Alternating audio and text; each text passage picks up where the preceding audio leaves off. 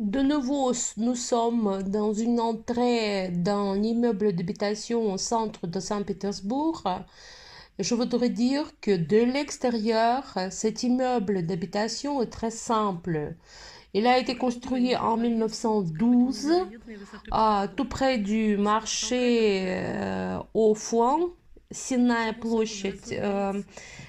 Et dans ce quartier, c'est tout à fait naturel qu'on a un immeuble pareil parce que c'était un quartier pour les gens simples.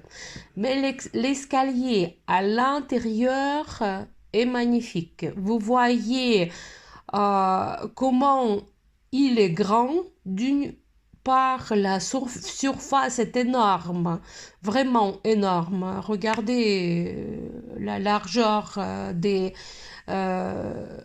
escaliers. Et en plus, regardez ces colonnes avec des poutres énormes.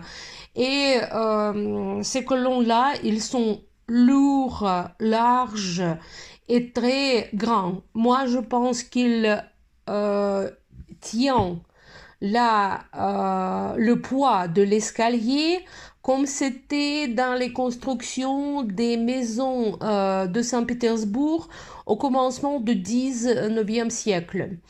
Euh, on voit le plafond qui ressemble beaucoup à l'architecture de l'époque stalinienne, c'est-à-dire ces carrés avec des fleurs sont très aimés par les architectes de l'époque stalinienne, voilà.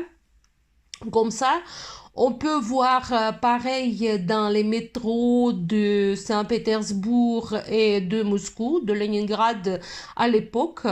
Et ici, on voit en plus un poêle ou une cheminée en style art nouveau ou moderne, comme on le dit en russe.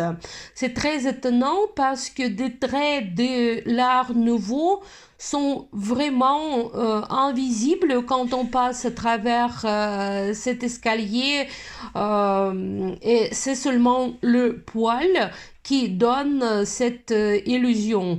Bien sûr, on a tout simplement reparé ce poil, pas restauré mais reparé parce que l'état de la peinture de l'or et de l'argent sur le dessin en style moderne est très la qualité est très mauvaise, mais quand même on voit bien que c'est un style moderne.